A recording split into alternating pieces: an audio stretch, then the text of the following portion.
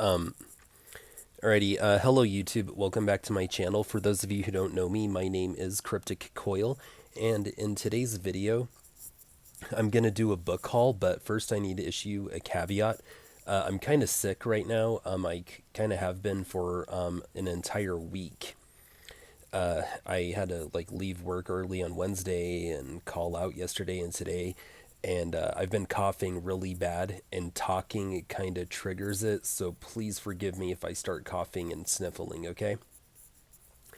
All right.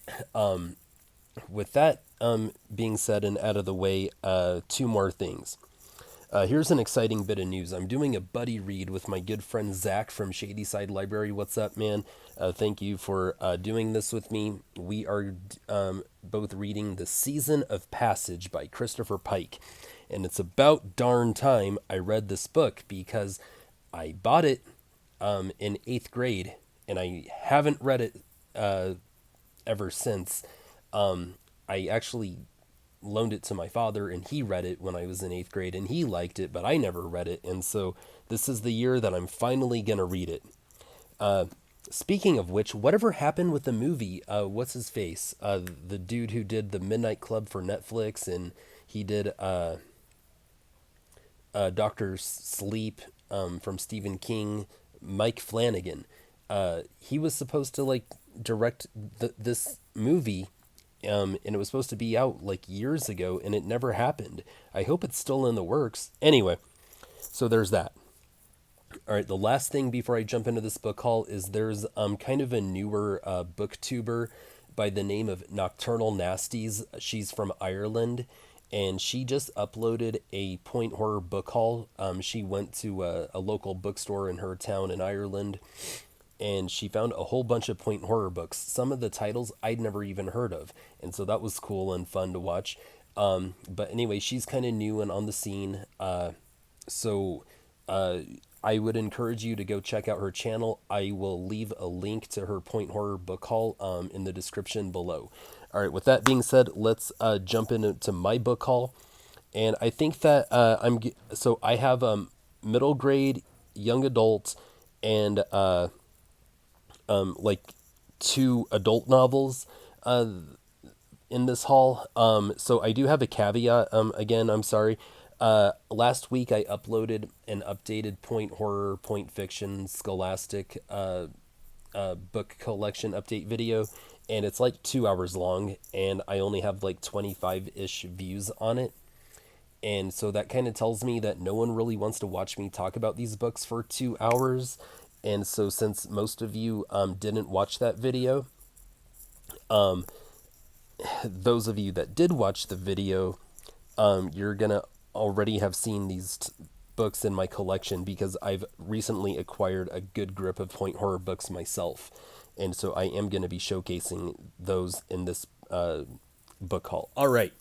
With all that being said, let's go ahead and jump into my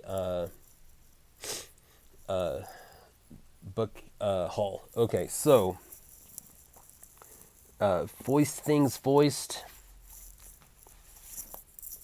I'm gonna show these books. Okay, so I have the House on Cherry Street trilogy. Okay, so this is really exciting. Now I already have like books 1 and 2, but I found them used at local thrift stores, and they're not in the best of condition. So I just pulled the trigger online and I bought the trilogy, and they're all in near mint to mint condition. And so it feels really good to finally have the whole trilogy and have the whole trilogy in such excellent condition. Now, the first book, The House on or the Haunting, book 1 in the House on Cherry Street trilogy. I didn't have books 2 and 3 as a kid, but book number 1, this one, I actually bought from the Scholastic Book Fair when I was in fourth grade, and I did read it. I don't remember it very well, but when I grew up and found Cameron Chaney's channel just a few years ago, I saw that he had the whole trilogy, and I was like, oh, hey, I remember the first one. I had it when I was a kid. And so this is just like super nostalgic for me, and I'm excited to have them. A great looking cover. And then there's book 2 in the series, which is called The Horror. and another terrific looking cover, very 90s. I absolutely love it. And then lastly, book 3, The Final Nightmare, and that looks excellent. Okay, so very exciting acquisitions for me. All right, now let's jump into some R.L. Steins, shall we? You guys want to see some R.L. Steins? All right. So this was an exciting acquisition for me. Let's see if I have the variants cover. I didn't bring that with me, sadly. Oh well. So I have Ghost Camp now. I already have Ghost Camp, but I have it in a later reprinting with a variant cover, and so this is kind of an original printing. And I actually found 2 of these at the thrift store yesterday. I went to this thrift store that's like super close to my apartment, and I saw this person stocking the bookshelf, and I saw that they had a stack of Goosebumps books. And the second they stocked them on the shelf was the same second that I pulled them off the bookshelf and I bought them all. And one of the ones that I didn't already have was this one, Ghost Camp. Well, at least not in a first printing. So that was exciting to add to my collection. Then I found another book in the Give Yourself Goosebumps series. This is book number 6, Beware of the Purple Peanut Butter.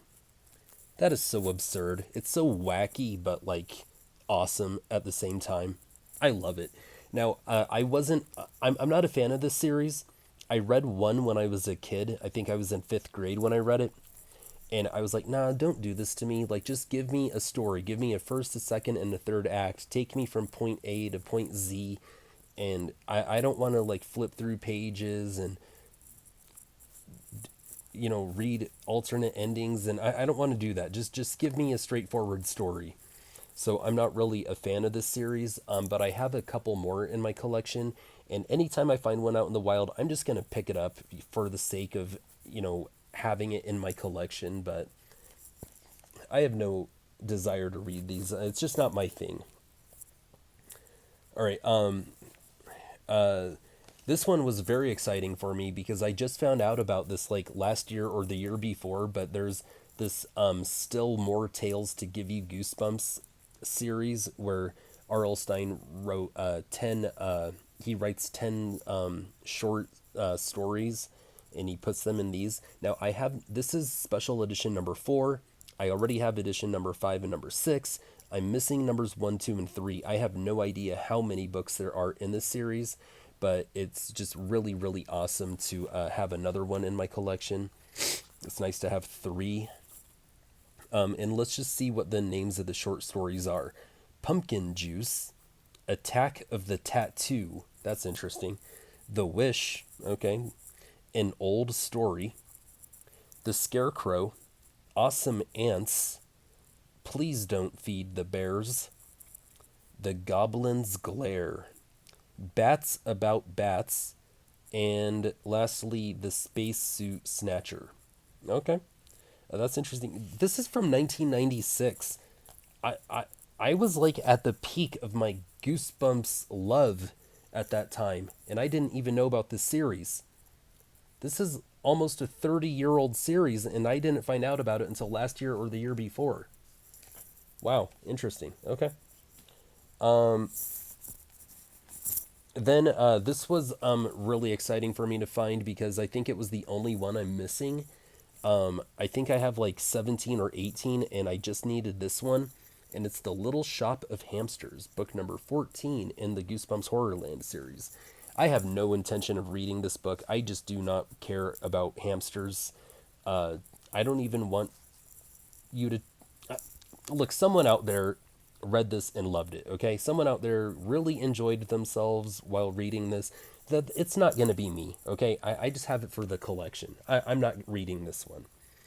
But, I am proud to, own it, Anything with R.L. Stine's name on it, I'm proud to own. All right.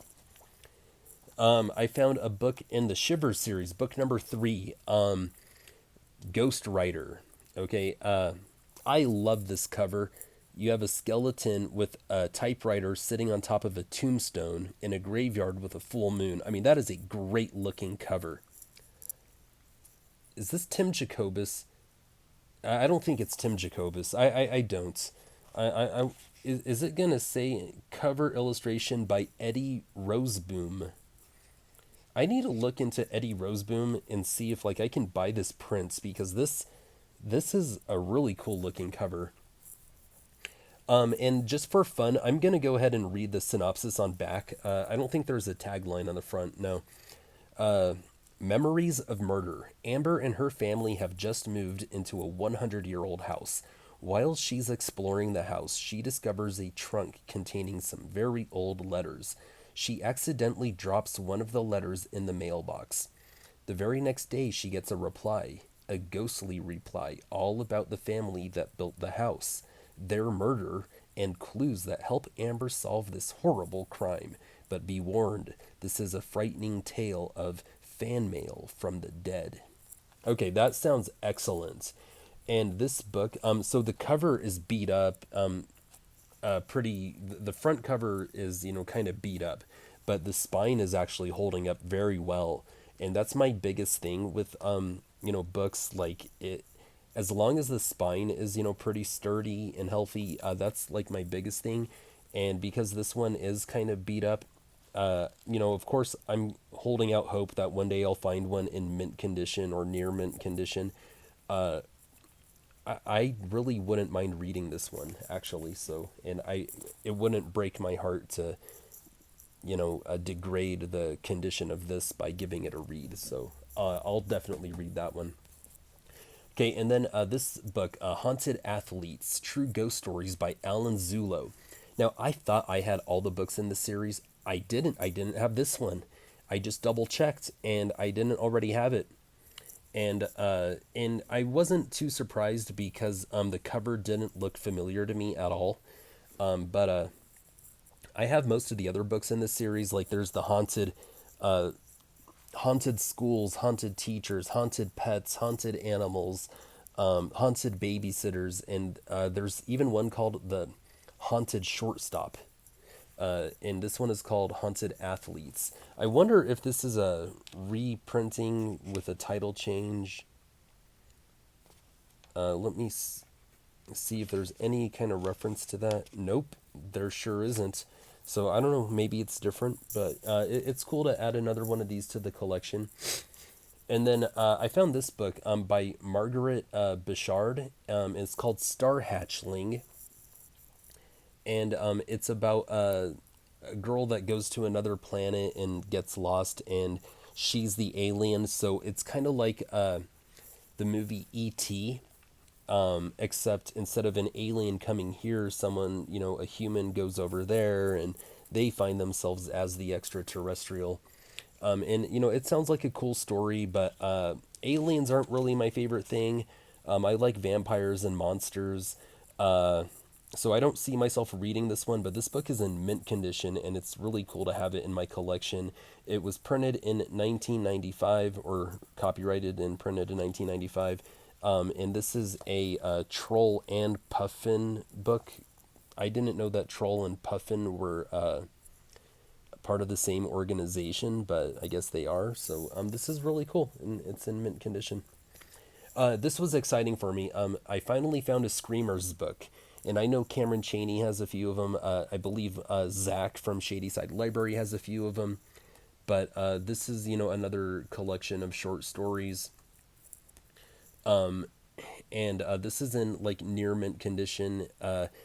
It's published by Rainbow Bridge, a Troll Associates company.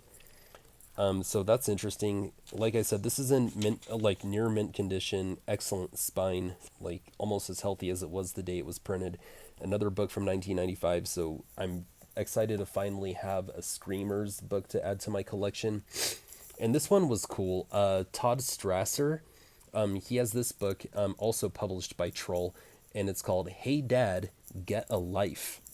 And it's kind of a pun because it's about a girl who lost her father and now he's back as a ghost. Like, he loves her so much that even the grave can't stop his love for his daughter. And that's kind of like what the book is about. And Todd Strasser has published other books for like Scholastic Apple paperbacks. He has this whole series like "Help! I'm trapped in my dog's body. Help! I'm trapped in my teacher's body. Help! I'm trapped in my sister's body. Help! I'm trapped in the president's body." Uh, and then there's another one. I think it's called "Help! I'm trapped in a vampire's body," but it's not written by Todd Strasser. It's written by someone else. But yeah, he wrote most of those books, and but they were printed or published under Apple paperbacks from Scholastic. But this is a troll printing, so it's cool to have this one in the collection as well. This was very nostalgic for me. The Karate Kid Part 2. Of course, I've seen the movies, and this morning when it was a bit more chilly, I was wearing my Cobra Kai hoodie. My voice is doing actually pretty well. I thought I'd be coughing and hacking while talking. Anyway, I actually checked this book out from the school library in third grade and read it, and I loved it. And this thing is in like mint condition. This is a birthday shelf book. It's from 1986, and it just feels really good to have it now, just because it's so nostalgic, and it reminds me of being like 8, 9 years old.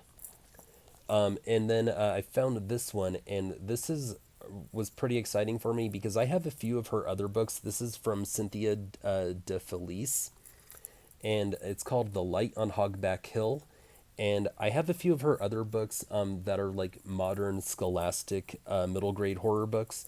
But this is published by Camelot, Avon Camelot, and it's not in the best condition, so it's definitely a reading copy. I hope that one day I could find one in mint condition or near mint.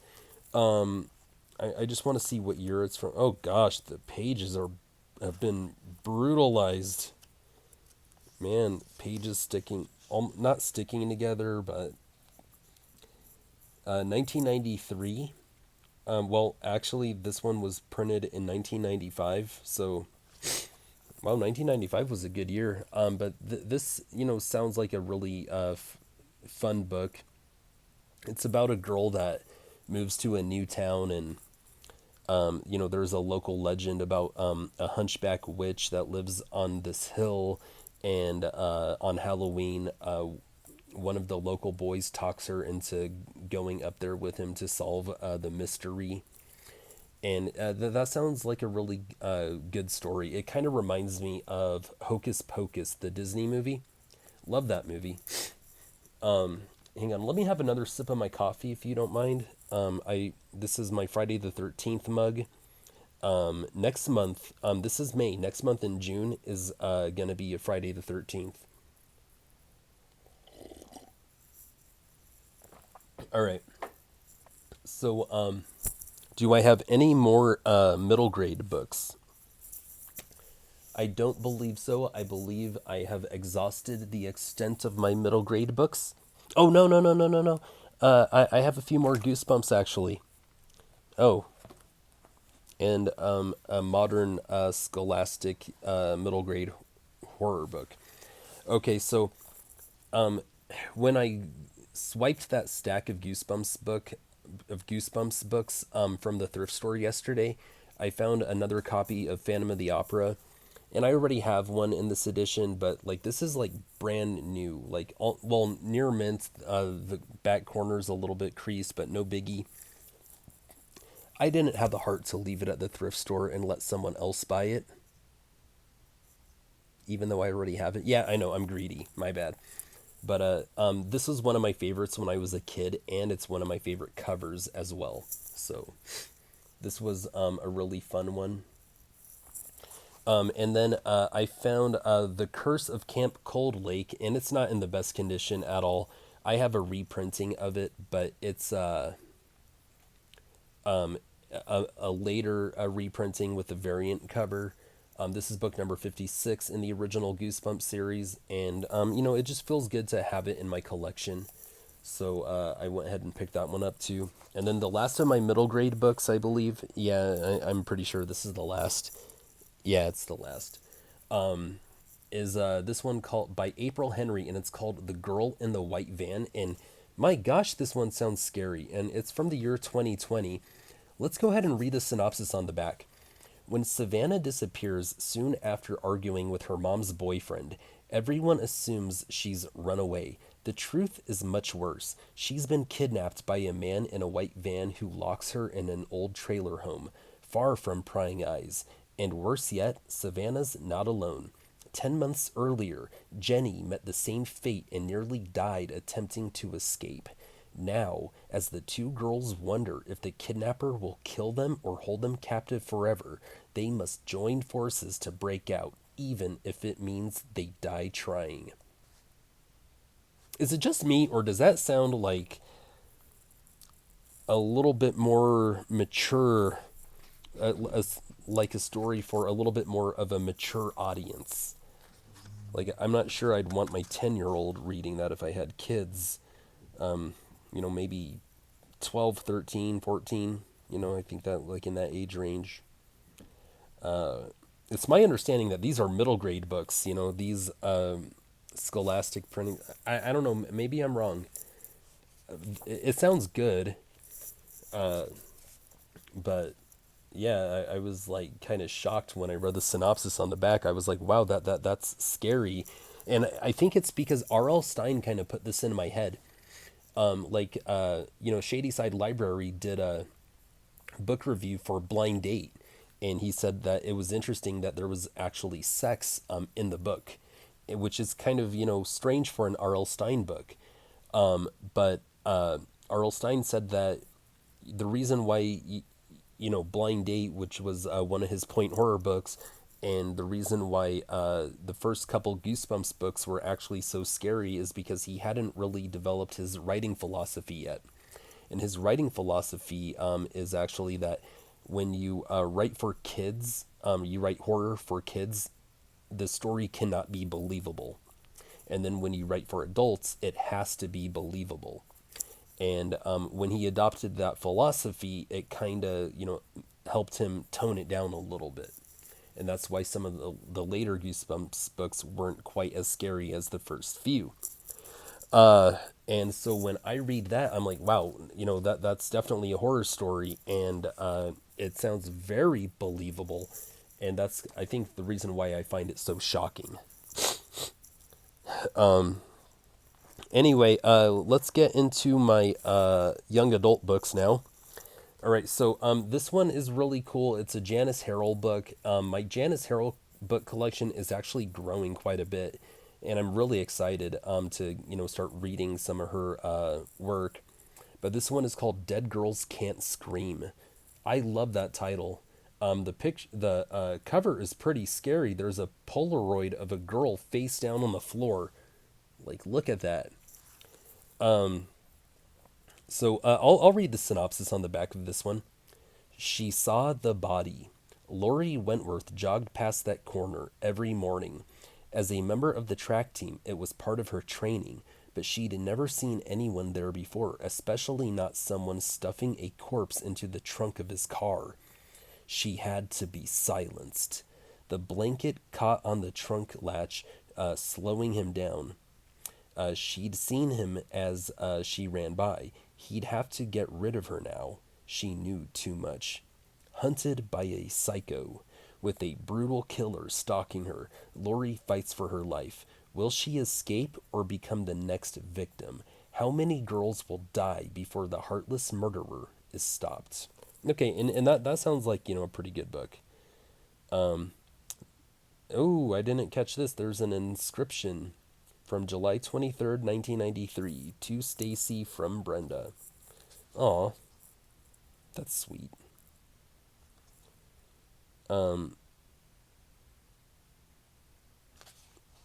This is from 1993, so, well, very cool.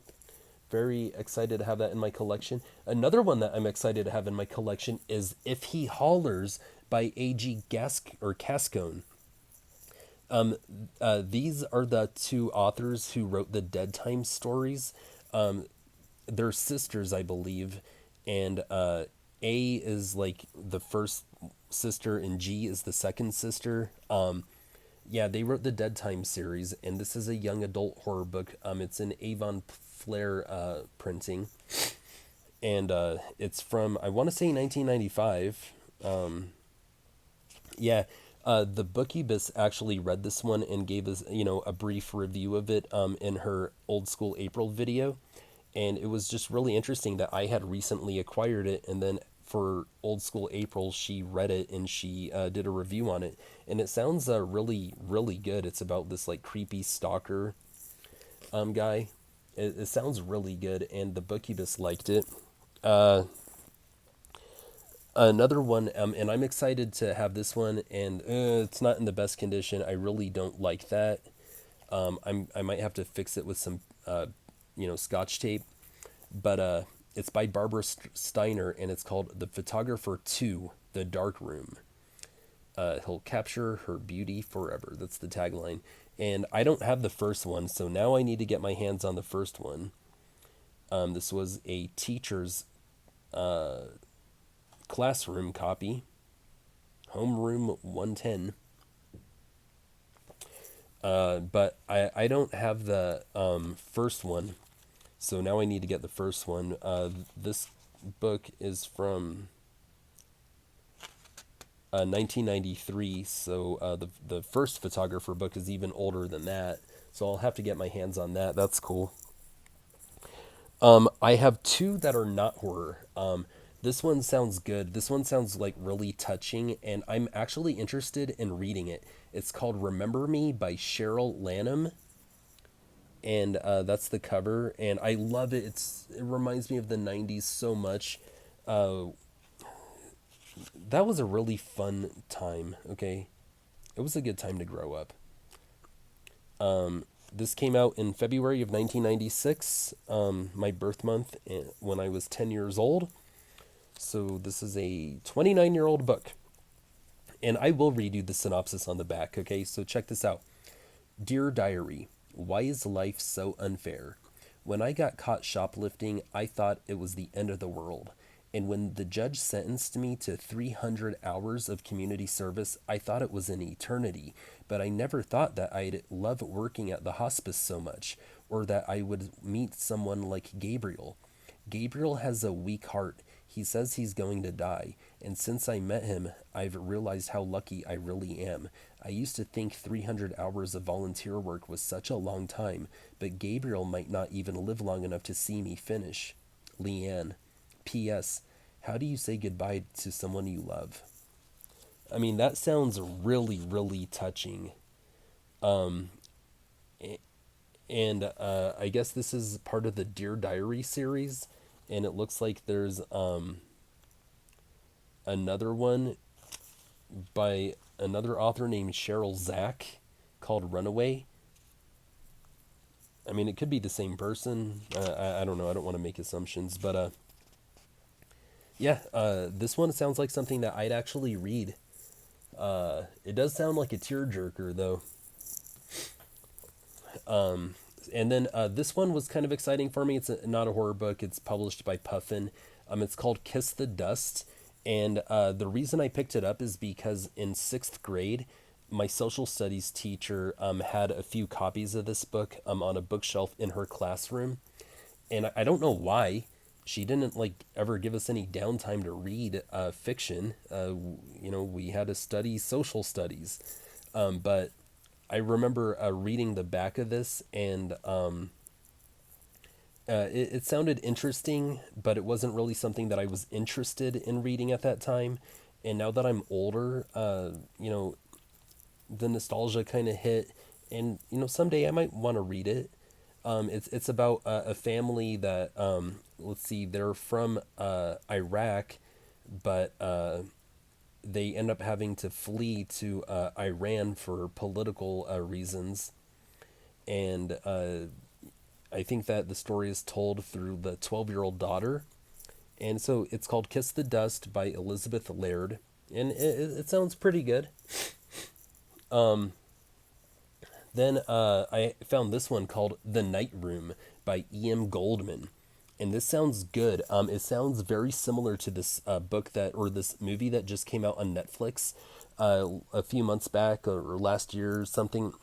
I don't remember the title of the movie, but maybe you've seen it. It's where these, people who met in college, they meet up years and years later at a mansion, and one of them brings a machine, and they can connect themselves to the machine and switch bodies. And this book kind of sounds like it's kind of in the same vein, except they're in high school, and they go into this, like, computer simulation, and they get to simulate their 10th year high school reunion. And something's wrong, something's off. And the one of the journalists for the high school newspaper just has a bad feeling about what's really going on with this experiment. And so this sounds really good, but it's in mint condition, and I don't want to mess it up, so I need to find a beat up reading copy. All right, and this was an exciting one. It's called Stage Fright by Erica Field, and the reason I'm excited to have it is because I really like the cover and the font of the title on the cover, but Cameron Chaney showcased it in one of his videos a number of years back, and when he showed it, like, I knew I wanted it, and it kind of sounds to me like there are some Phantom of the Opera vibes. I thought it would be a vampire book because of the way the dude looks, standing behind her. But his face isn't covered, so maybe I'm mistaking, but I did detect some vampire vibes, or some Phantom of the Opera vibes as well. All right. Now, before I jump into point horror, I'm knocking out all the other young adult horrors that I have. So this is another Avon Flair publishing, and it's by Nicole Davidson, who also wrote Crash Course. And so it's nice to have another Nicole Davidson title in my collection. It's called Fan Mail, and the title reads, Christina is a star, and someone wants her dead. Speaking of Phantom of the Opera vibes, I'll read the synopsis on back. And then you die. Christina shudders. The grim message is scrawled across the script of the horror film in which she stars. Is this someone's idea of a joke? Tomorrow, Christina is playing the death scene. Tomorrow, you die. Jagged letters of blood scream from the face of the mirror in Christina's dressing room. Someone has been here, someone with a sick sense of humor. Tomorrow has come. Death happens in a split second, missing its mark, but leaving Christina to witness the bloody murder. The killer is within striking distance, unseen, unknown, but the message is serious, deadly serious. Today you die. Interesting. Yeah, it definitely sounds like a retelling of Phantom of the Opera, and this is a 1993 book. All right, so that's cool. Is there anything non point horror here? No, I think I'm ready to get. Well, this isn't exactly horror, but it's published by Point. You know what? Nah, I'll save it. I'll save it. All right. Let me show you this one. So, Speeding Bullet by Neil Shusterman. So, I went ahead and bought this one, and then it occurred to me that I'd already had another Neil Shusterman book called Mindbenders, and it's called Stories to Warp Your Brain. And this is a Tor publishing. I guess they had Tor Kids back in the 90s, and well, this is from the year 2000, but it's Neil Shusterman who wrote Speeding Bullet for the Point Horror series. And then it occurred to me that I already had another young adult book for, or teen fiction horror book, and it's called Full Tilt. And the reason I bought it was because Kelsey from Slime and Slashers had it on her monthly to be read list, and she ended up reading it. She ended up getting to it, and she talked about it in one of her videos, and she really liked it. Then I found it at a thrift store, and I said, okay, I'll pick it up too. So that was cool. So earlier I was talking about this book, A Time of Darkness, and I thought it would be a horror book, but it's not. It's by Cheryl Jordan, who's written a few other titles for Point, but not all of them are Point horrors. And this one is called "Can He?" Or it's called "A Time of Darkness." The tagline on the front reads, "Can he escape from the past?"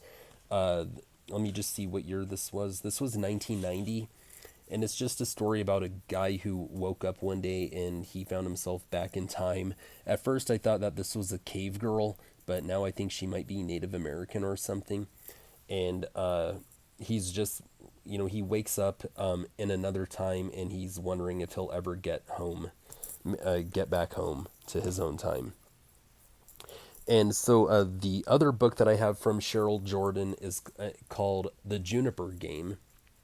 And I had just picked this one up this month, and once again, the Bookubus had actually read it for Old School April and talked about it in her Old School April recap video, and she really liked it, and so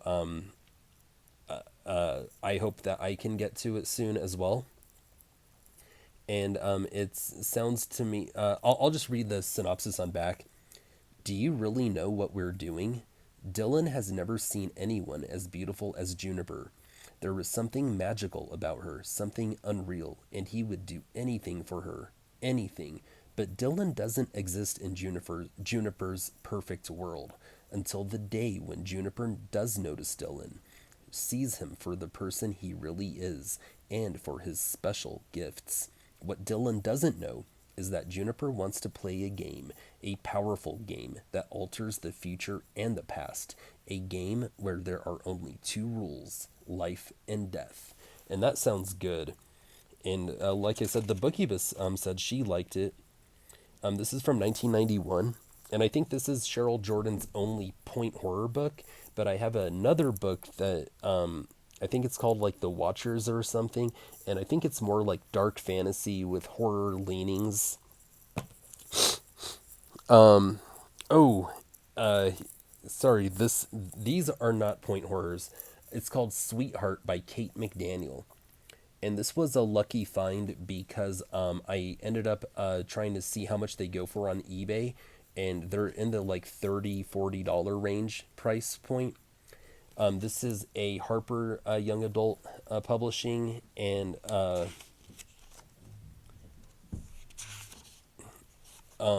it's from 1993. And I'm just going to go ahead and read the synopsis on the back because it seems like this is kind of a rare one. I had never heard of it before. And so I've just figured there's probably other people interested out there. So the synopsis on the back reads, My Deadly Valentine. It's Valentine's Day, and dreams of love are filling the heads of all the students on Jesse McAllister's quiet college campus. But romance turns to fear when two young women are found brutally murdered. No one is more terrified than Jessie. She thinks she knows who the killer is, her roommate Val's boyfriend. Jessie is convinced that Val's boyfriend, Art, is violent enough to kill, but her roommate is too much in love to see it. She'd do anything to protect him. Jessie decides to prove Art's guilt herself. Can she catch him red-handed before Val becomes the next victim? Will Jessie's discovery make her the next to die? Or is the truth even more shocking? So that sounds good. A nice Valentine's Day slasher. And then I was really excited to find this one because I know that, like, some people out there have MC Sumner books. And this one is called Deadly Stranger. And, it's a story that's been told before. These girls go on a spring break trip, and they see a handsome hitchhiker on the side of the road, and they pick him up, and then, it turns into a cat and mouse game. This book is from 1993, and again, it's another Harper Young Adult novel, so it feels good to finally be in the club and have an MC Sumner title in my collection. Are there any other books written by MC Sumner? there's no other listings for this author. I know that they do have something else, but anyway, I've had this book in my collection for a while, Twin Sisters. Well, I now have the sequel, Twin Terror. And so it feels real, and these are also Janice Harrell books, and so again, it just feels good to know that my Janice Harrell collection continues to grow, because similar to R.L. Stine and Christopher Pike, who are known for not only their writing, but they have excellent looking book covers. Janice Harrell's book covers look really good too. So now I think that I can just get into my point horror books. So Lyle Litke has another point horror book in the series. He's mostly known for Prom Dress, but he also has The Watcher. And so I went ahead and pulled the trigger online and picked it up, and it feels really good to have it. This one is called Same Time, Same Deadly Channel. And let me just read the synopsis on back. She's living a soap opera. Catherine Belmont watches her soap opera, Lost River, every day. She imagines she's beautiful Cassandra Bly, the star of the show, with her sexy boyfriends, gorgeous clothes, and her own red convertible. Little by little, in strange, frightening ways, Catherine's life begins to echo Cassandra's. Catherine finds herself nervously rushing home to watch the show to find out what will happen next in her own life. But Cassandra's life isn't so wonderful anymore because someone wants her dead. Catherine is sure her own life is also in danger. Or is she losing her mind? That sounds good. That sounds very good. All right, and then I found another Barbara Steiner title, Spring Break. So she's also known for her other point horror book, The Phantom, about a football player. And this is, pretty much the same thing as Deadly Stranger by M.C. Sumner. It's a very similar story. Spring Break, slasher. And this was really exciting for me. The Train by Diane Ho. And I'm not going to spend too much time on this. But then this was really good. This was a really happy find for me. Hair-raising 10 horror stories were compiled by Penny Matthews. And this is a point horror book. It's, as far as I know, it's the only title with Penny Matthews' name. Sorry.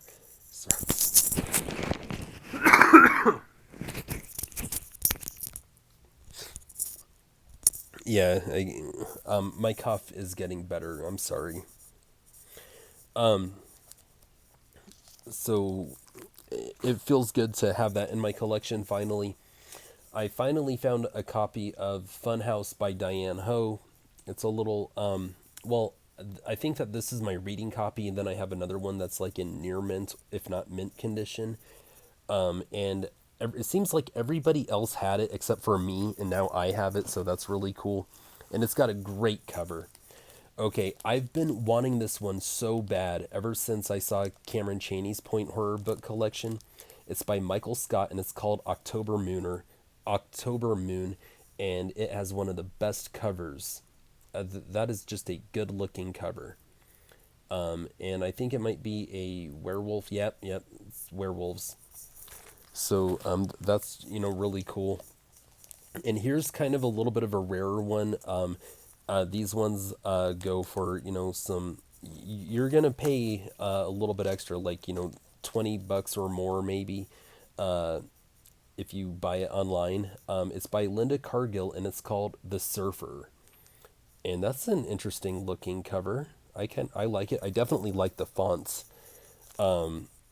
Let's read the synopsis for this one. True evil never dies. Jessie had never seen her before, the beautiful girl who seemed to get a thrill out of surfing on a stormy sea.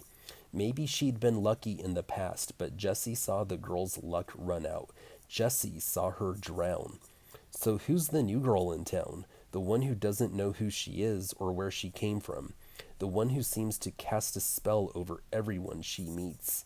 Has the beautiful surfer come back from the dead, or is it something else? Okay, that sounds interesting. And then this was a good one because, again, it feels like everybody else had it except for me, and now I have it. It's The Invitation by Diane Ho. And then, again, another one where it felt like everybody else had it except for me, The Fever by Diane Ho. And so I'm really excited that I get to add that to the collection.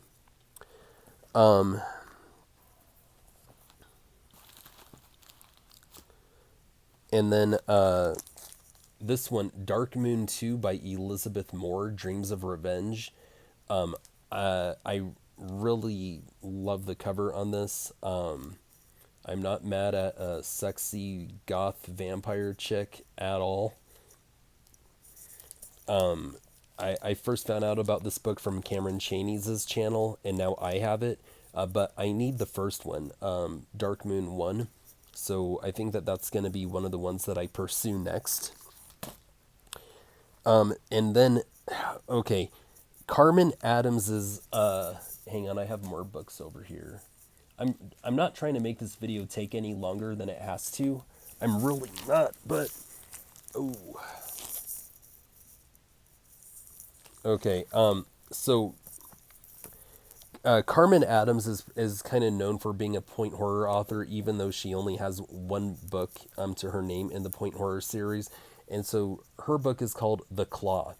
And so I already owned a copy of it. I featured it in a book haul a couple years back. I bought it on eBay from, I want to say Thrift Books, one of those really big bookstores that sells online. And I think, everyone's pretty much bought books from them before. Well, they didn't have an actual photo of the book that I bought. And they just had a generic stock photo, and they listed it as in good condition. But this thing is beat up bad. I mean, look at that. Look at the front cover. I mean, this thing is beat up bad. I would never list this in good condition. I don't even know if I'd list it in acceptable condition, to tell you the truth. But, and so I was pretty upset when it got in the mail, but I think that I ultimately paid less than $10 for it. And so it wasn't worth kicking up a fuss or anything.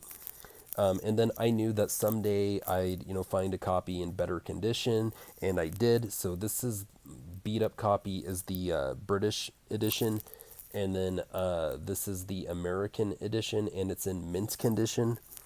So the British copy is my reading copy, so that's cool. And then Carmen Adams also wrote other books too. One of them is called The Band. And I remember there was a time when there was only one copy for sale anywhere on the internet, and it was available for sale on eBay, and the seller was charging $300 for it.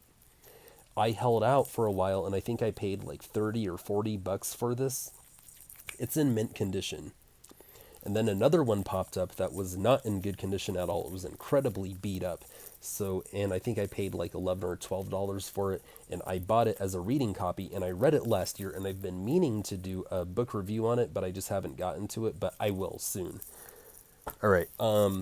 So then I found this one by Nora McClintock, and it's called Truth or Lies, and I guess it's a part 2. I don't have part 1, so I will need to eventually pursue part 1. And then I've had this book in my collection for a while. It's The Dead Game by A. Bates. And I really like the cover on it. I like that varsity jacket on the tombstone. And I like the use of greens on the cover. But I finally have an American printing, and I like this cover too. So and it was nice to build upon my D.E. Atkins collection. I have Secret Santa. This one's a little bit harder to come by, and when you do find it online, it's a little bit more expensive. So it's nice to finally have that one. And then The Bride. Okay, I think that this one goes for like $40 or more when it's available for sale. And this is the American cover. And I found out about it through Cameron Chaney's Point Horror Collection video from a few years back, and I just wanted it because, you know, I like the cover. I wanted to have it for my own Point Horror collection, but I don't even know what it's about. So I know this video has gone on for a while, but I'm going to go ahead and read the synopsis on back. Something old, something red, something borrowed, someone's dead. Jamie would never have dreamed that she'd be a bridesmaid in Blaine Harrod's wedding. Blaine the beautiful, Blaine the supermodel, sure, Blaine was her first cousin, but the invitation meant more than just the wedding. It meant the chance to meet everyone who was anyone.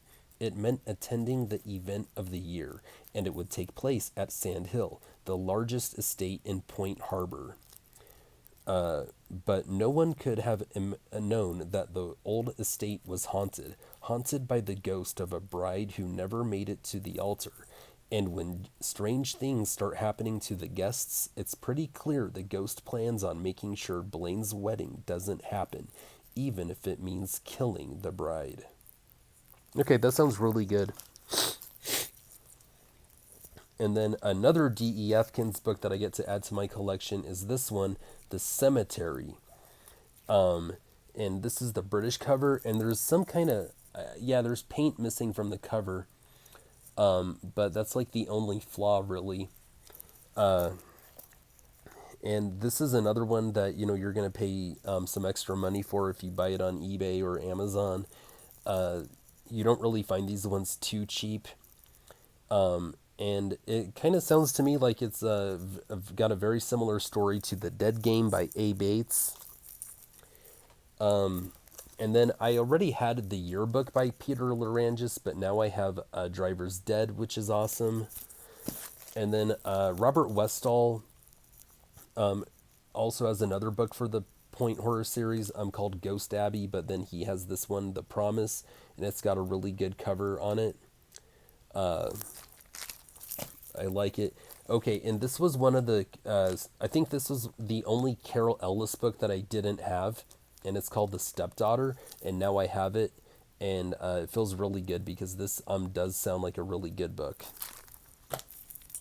And then The Warnings by Margaret Buffy, and I like the cover on this one. She has another book in the Point Horror series called The Haunting of Frances Rain. And it's about a girl who, like, you know, found these eyeglasses that help her see ghosts and stuff. And this sounds like it's actually a super similar story to that. So that's it for young adults. Then I only have two books to show you for adults. It's called Girls' Night Out, 29 Female Vampire Stories. And this just sounds like, you know, fun. Since the video is almost over, I'm just going to look and see if I recognize any of these authors. So there's Hugh B. Cave. I've seen their titles on shelves. Oh, Barbara Hambly. Okay.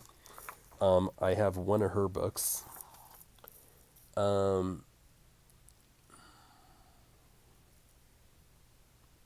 Tanith Lee. I believe I have something from Tanith Lee in my collection.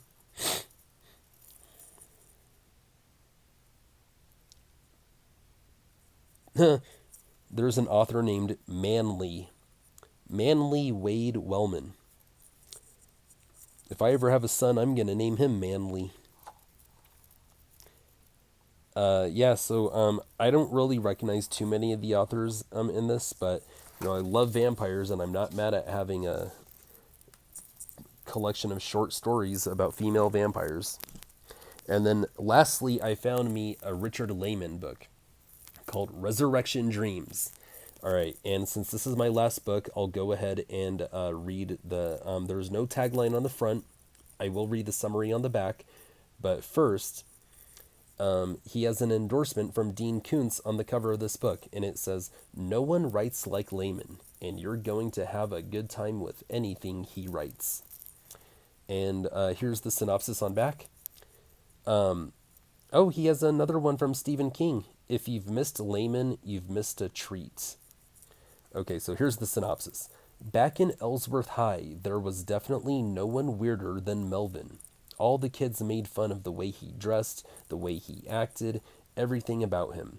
Vicky was the only one who stood up for him, but even she was horrified when he dug up a dead body and tried to bring it back to life with power from a car battery.